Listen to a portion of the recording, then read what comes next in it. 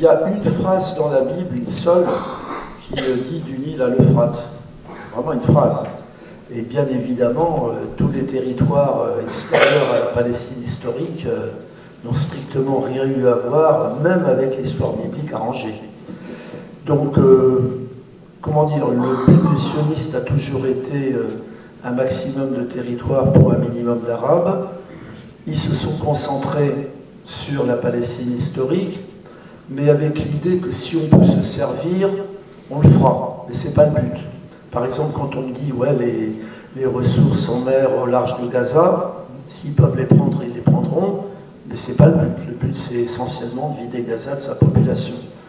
Donc, ils ont occupé le Golan en 67.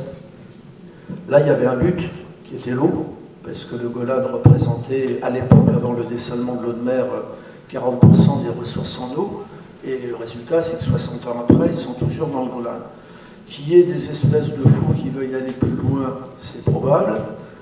Ils ont, vous le savez vous-même, occupé pendant 20 ans le Sud-Liban, mais c'est aussi une de leurs défaites majeures quand ils ont dû l'évacuer.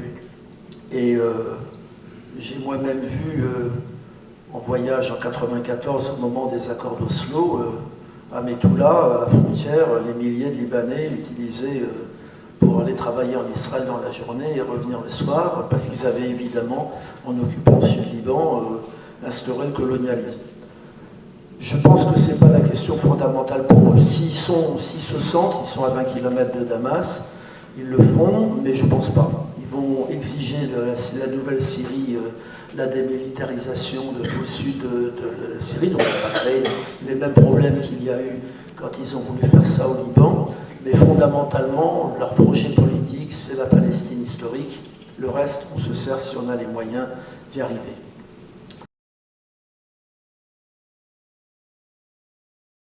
Sur le 7 octobre, écoutez, d'abord je dois dire, je n'ai pas dit d'avance, le 7 octobre, nous on est au Caire. Pour la première fois depuis 10 ans, c'est-à-dire que quand il a pris le pouvoir, le maréchal Sissi a juste changé les choses. En 2013, j'étais rentré à Gaza par l'Égypte, après avoir attendu 17 jours au Caire que la frontière s'ouvre. Et puis, après bordure protectrice, le maréchal Sissi a juste changé les règles. Il a dit aux internationaux, vous pouvez toujours rentrer à Gaza par Rafah, il y a une seule condition, c'est votre gouvernement qui dépose la demande d'entrée.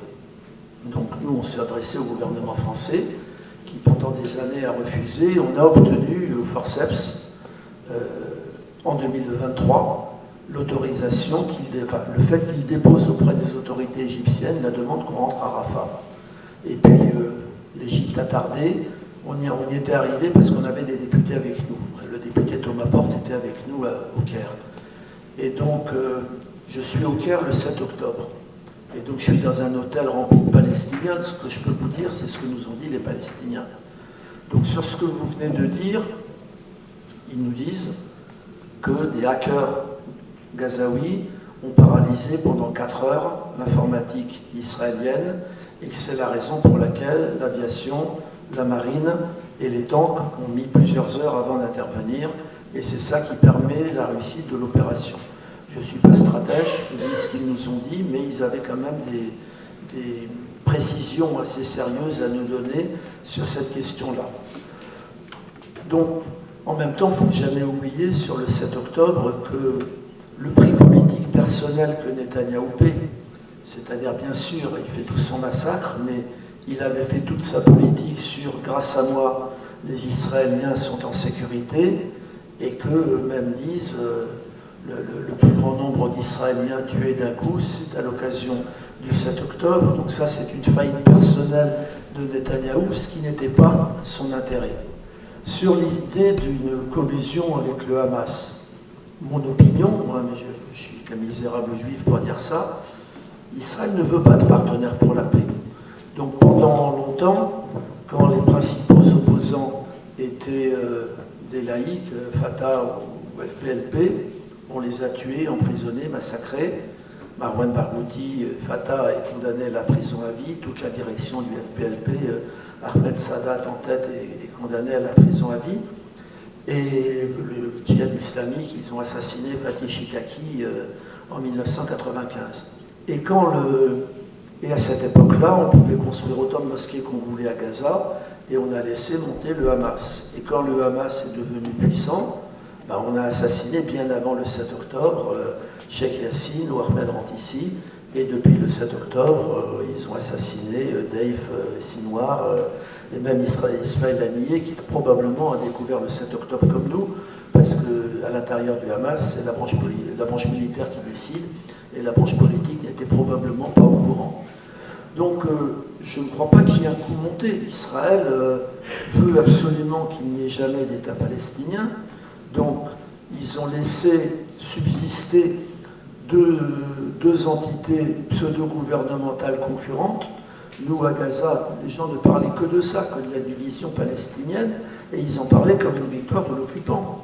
Et donc, s'ils ont laissé le financement du Hamas pendant toutes ces années, c'est bien évidemment pour qu'il y ait Gaza d'un côté et Ramallah de l'autre côté, et qu'il n'y ait pas de Palestine.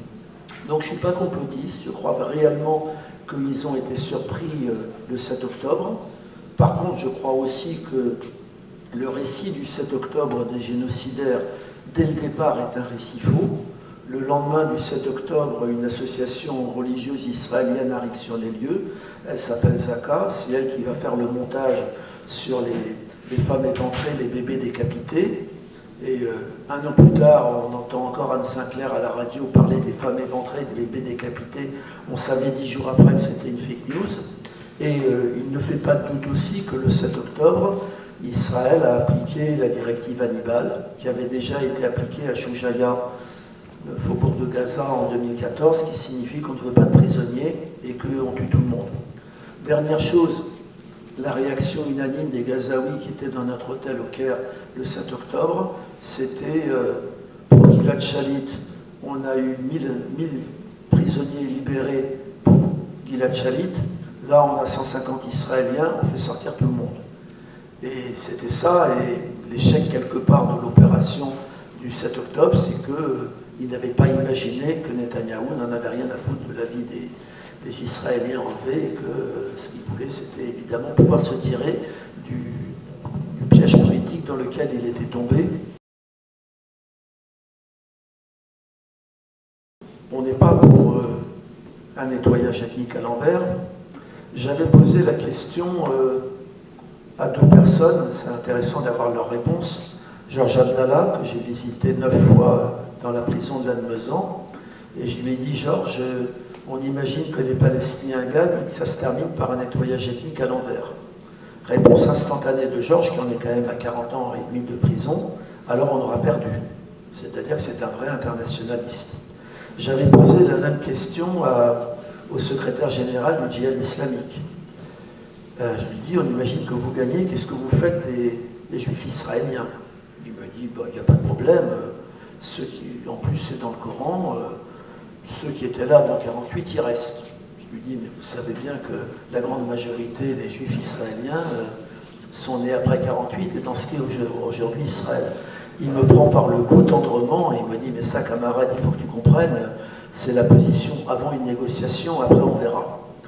Bon, nous, notre position à l'UJFP, c'est l'égalité des droits de la mer au Jourdain.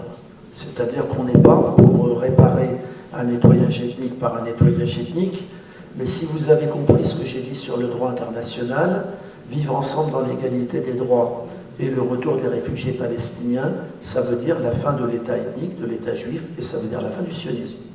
Parce que les deux s'opposent frontalement.